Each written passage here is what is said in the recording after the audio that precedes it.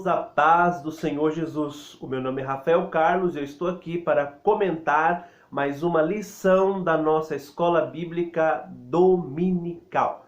Estamos comentando essa bela revista CPAD que tem pelo tema O Plano de Deus para Israel em meio à infidelidade da nação, as correções e os ensinamentos divinos no período dos reis de Israel. O comentário de hoje será da lição de número 8. Naamã é curado da lepra. Temos falado de várias lições e hoje será a lição de número 8. Lembrando que na lição passada, você que perdeu o vídeo anterior, nós falamos sobre o ministério de Eliseu, lição 7. E hoje trataremos sobre a lição de número 8. Naamã é curado da lepra. Foi um dos milagres operado por Deus através do profeta Eliseu. E aprove a Deus preparar para falarmos uma aula específica sobre esse milagre, onde traz muitos ensinamentos para o dia de hoje. Eu convido você para aprender conosco a lição da Escola Bíblica Dominical. Que Deus lhe abençoe e que também sirva de inspiração para você preparar a sua aula. E você que não frequenta a Escola Dominical, eu convido você, vá até a Escola Dominical da sua igreja, mais próxima de sua casa. Tenho certeza que você irá aprender muito a palavra de Deus. E se você já tem um conhecimento da palavra do Senhor, vá também para transmitir o seu conhecimento, porque escola é um lugar onde se há trocas de conhecimento. E que Deus abençoe a sua vida e vamos lá para mais uma aula. Bom, meus irmãos, como os irmãos sabem, nessa lição irá tratar de muita coisa bacana. Porém, eu separei 2 pontos específicos da aula para tratar com vocês, até porque a ideia é um vídeo rápido e objetivo. Então, trataremos de imediato sobre quem era Naamã, o que era esse homem. E nós vamos, através do que eu posso trazer aos irmãos aqui, entender que Naamã era um herói nacional. Convido você, antes de prosseguir com esse vídeo, que primeiro leia a Bíblia Sagrada, livro de 2 Reis, capítulo de número 5, para que você entenda sobre esse milagre operado por Deus através de Eliseu, para também entender os pontos chaves que eu irei mostrar para você. Vamos lá.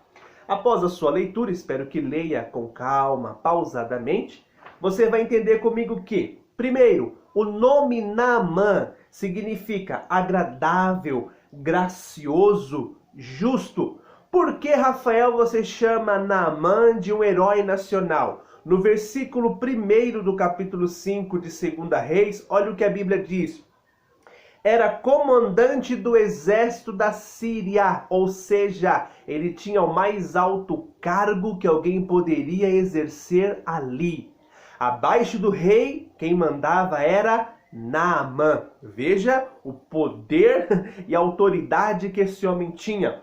A Bíblia diz que ele era um grande homem. Ele era um homem que trazia muito respeito ao seu povo. Por todos era querido e bem quisto. A Bíblia diz que o Senhor era com ele. Tanto que as guerras que ele vencia é porque o Senhor era com ele. E a Bíblia Sagrada também diz que ele era um homem valoroso. Isso mostra reconhecimento. Parece até que estamos lendo virtudes de uma pessoa que serve ao Senhor. Parece até que estamos falando de um santo homem de Deus, de um profeta daquela época, de um herói do povo de Deus. Mas pelo contrário, nós estamos falando de um homem que foi usado por Deus para derrotar o povo de Deus. Nós estamos falando de um homem que não pertencia ao povo de Deus, que nem temia ao Senhor, mas o Senhor era com ele para realizar algo contra o povo de Deus por permissão divina.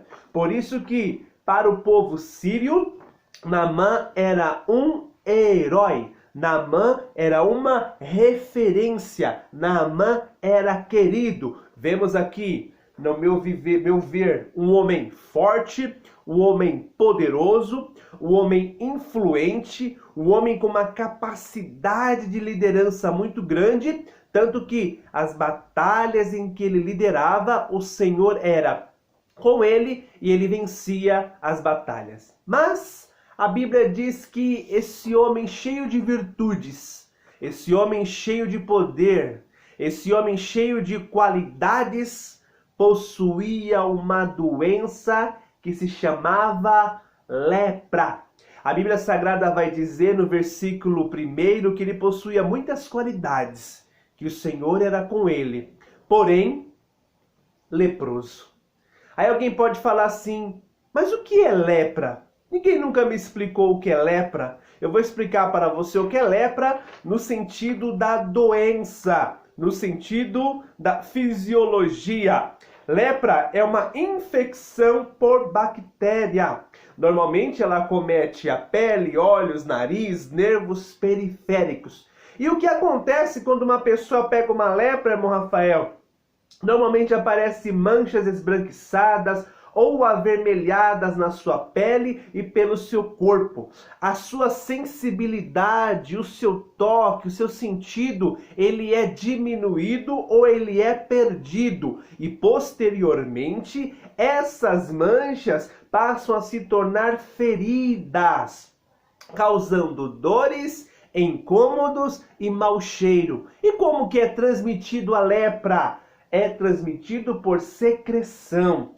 No tempo bíblico, nós vamos entender no próximo slide que eu criei aqui, que era algo terrível. Mas nos dias de hoje, que é chamada hanseníase, existe um tratamento gratuito pelo SUS e muito eficaz. Porém, como estamos tratando do tempo bíblico, tratava-se de uma doença que não tinha cura, de uma doença que era tida como uma praga, de uma doença que era tida como um castigo divino para alguém que havia cometido um pecado. Logo, existia várias considerações, vários cuidados para que essa pessoa tivesse um afastamento de todos, para que não transmitisse essa doença incurável até aquela época. Vamos ver lá. Você pode encontrar essas referências sobre a lepra em Levítico capítulo 13.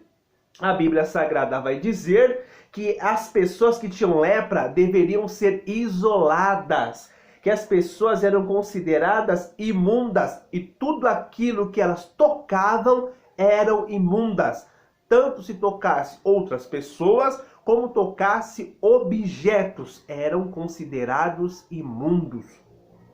A Bíblia vai dizer e vai mostrar que na época não havia uma cura e que ela também representava uma consequência de um pecado. O exemplo bíblico é Miriam, que ali falhou, pecou contra Deus, pecou contra Moisés e o Senhor a permitiu ficar leprosa. Aí alguém vai falar assim, irmão Rafael, por que Naamã não ficou afastado? Por que Naamã não ficou isolado? Primeiramente, entendemos conforme a orientação bíblica que as orientações para o leproso era para o povo de Israel. E entendemos também que Naamã, aquele herói de guerra, deveria estar com a sua lepra em um estágio inicial, onde com certeza o seu exército, as pessoas fora da sua convivência, não havia ainda percebido a gravidade da sua doença. Porém, dentro da sua casa, vamos entender que a sua esposa, que os seus criados já sabiam que ele possuía uma doença incurável e extremamente contagiosa. Então veja, a Bíblia mostra um homem poderoso, um homem forte, um homem influente, um homem com vitórias, porém por debaixo daquela armadura, por debaixo de todo aquele poder, havia um homem fragilizado, havia um homem doente, havia um homem angustiado, havia um homem que sabia que a qualquer momento iria morrer. Veja que hoje em dia existem muitas pessoas assim. que você acha que a pessoa é poderosa, que você acha que a pessoa é forte, que você acha que aquela pessoa é um herói, um invencível, mas por dentro daquela pessoa pode existir algo muito difícil que ela esteja enfrentando. Por isso que nessa primeira orientação, nesse primeiro parênteses, eu devo orientar você que é importante ministrarmos intercessões e orações a Deus por todos. Porque muitas das vezes a aparência engana. Muitos parecem fortes, bonitos e saudáveis, mas por dentro estão se acabando e se consumindo. É importante o ministério da intercessão, orar por todos e orar sem cessar, porque eu creio em um Deus que cura, eu creio em um Deus que ainda faz milagre. Como também podemos abrir outro parênteses dizendo que muitos profetizam, muitos falam em nome do Senhor, muitos são usados e pela permissão divina no dom para operar milagres e maravilhas, mas infelizmente muitos ainda vivem numa vida de pecado, encobrindo o seu pecado, escondendo o seu pecado, mas a Bíblia Sagrada diz que quando chegar naquele grande dia, o Senhor Jesus vai dizer: apartai-vos de mim, malditos, porque eu não vos conheço.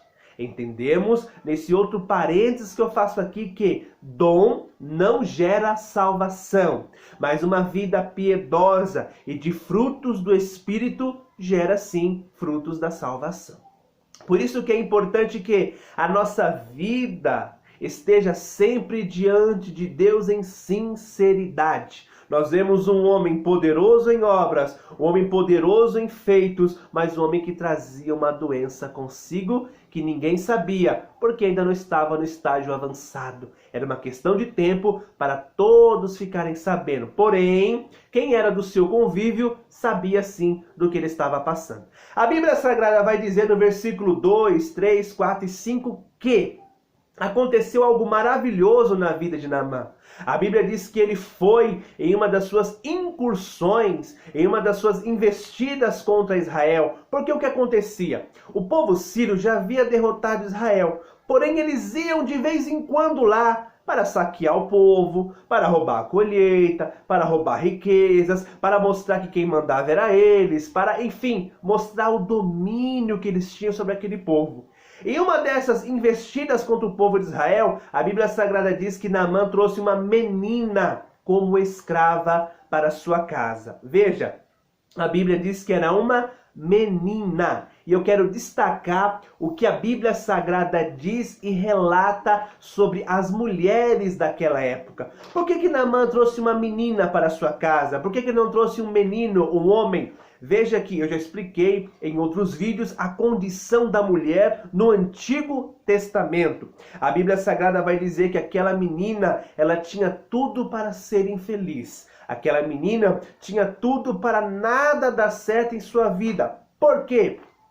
Havia 4 coisas na vida daquela menina que a impediam de crescer na vida. Primeiro, a Bíblia Sagrada diz que ela era uma mulher.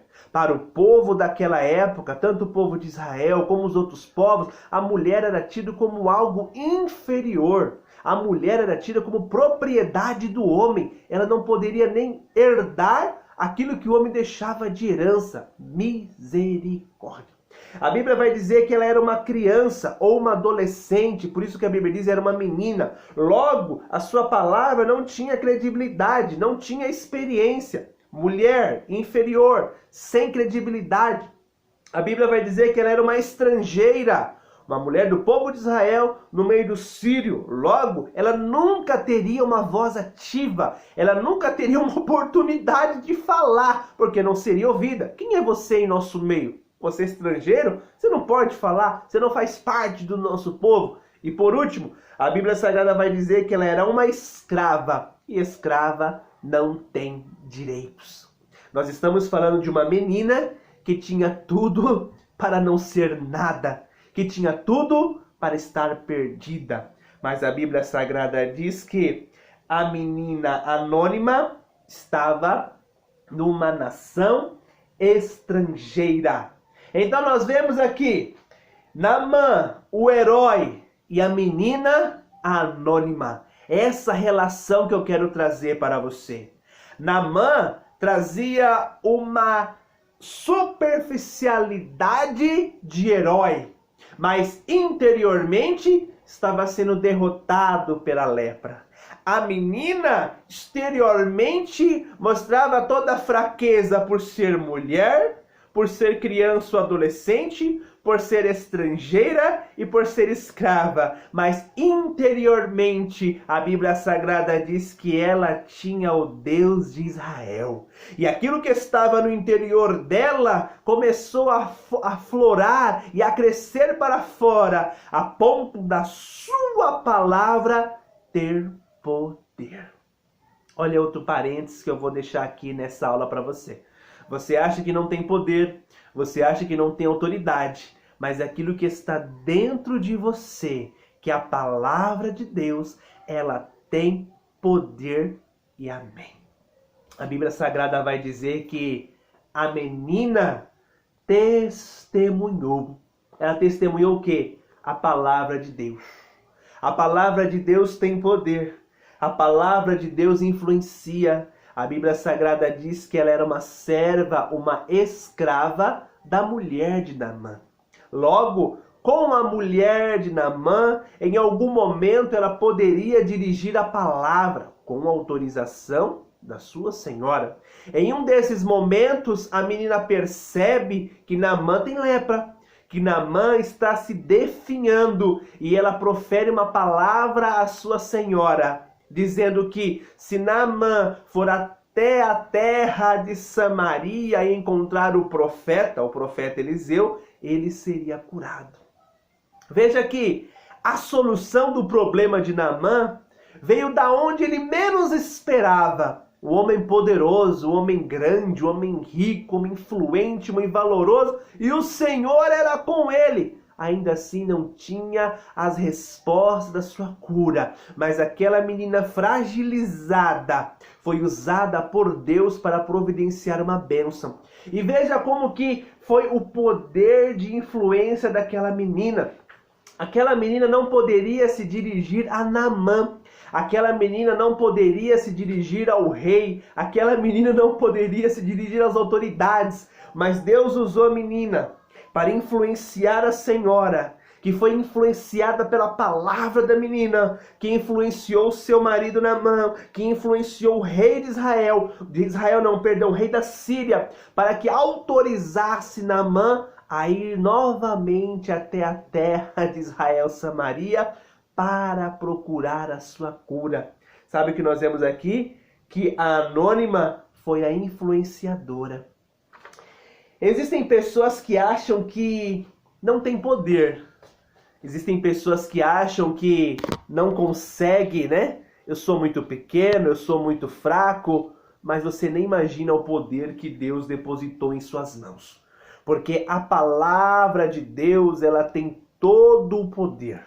A Bíblia Sagrada diz que devemos pregar em tempo e em fora de tempo. Porque a palavra não é nossa, a palavra é do Senhor. Logo, é Ele que se responsabiliza pela sua palavra. Os irmãos vão ler, e já leram com certeza o capítulo que eu pedi para ler no início da lição, que a Bíblia Sagrada diz que Naamã chegou até o rei, e do rei ele chegou até o profeta, e ele alcançou a sua cura. Mas ele alcançou a sua cura de uma forma diferente. Ele alcançou a sua cura do jeito que Deus queria que ele fosse curado. Naamã achou que o profeta ia sair, iria estender a mão, iria curar ele. Pelo contrário, a Bíblia Sagrada diz que o profeta nem atendeu àquela autoridade, mas aquela autoridade em um dado momento obedeceu e mergulhou 7 vezes no Rio Jordão e alcançou o milagre divino. E amém. Veja que o poder de Deus se manifestou através de uma menina que para todos naquela casa era uma inútil, era uma escrava, era alguém que não tinha nenhuma credibilidade. Mas a Bíblia Sagrada diz que Deus escolheu as coisas loucas desse mundo para confundir as sábias. Que Deus escolheu as coisas pequenas desse mundo para confundir as grandes. Glória a Deus e amém. E eu deixo uma mensagem de Deus para o seu coração. Que em todo esse processo nós vamos entender que a menina foi um instrumento de Deus. Que Naamã era quem precisava da cura, mas Naamã precisava chegar até o profeta aonde estava o milagre. E o que nós entendemos em toda essa aula é que Naamã era um homem pecador, que a menina simboliza o evangelho da salvação, que o Rio Jordão, aonde Naamã mergulhou, representa Jesus, e que o profeta Eliseu, ele representa a Deus. Ou seja, não podemos pular etapas. Naamã precisava passar pelo Rio Jordão, do mesmo jeito que todo aquele que quer ter um encontro com o Senhor e Salvador Jesus Cristo e chegar ao céu, precisa deixar no Jordão as impurezas, precisa nascer de novo, precisa mergulhar, sepultar o velho homem, levantar com uma nova vida e aí sim andar e caminhar para Deus. Olha aqui o que eu deixo a ilustração em desenhos.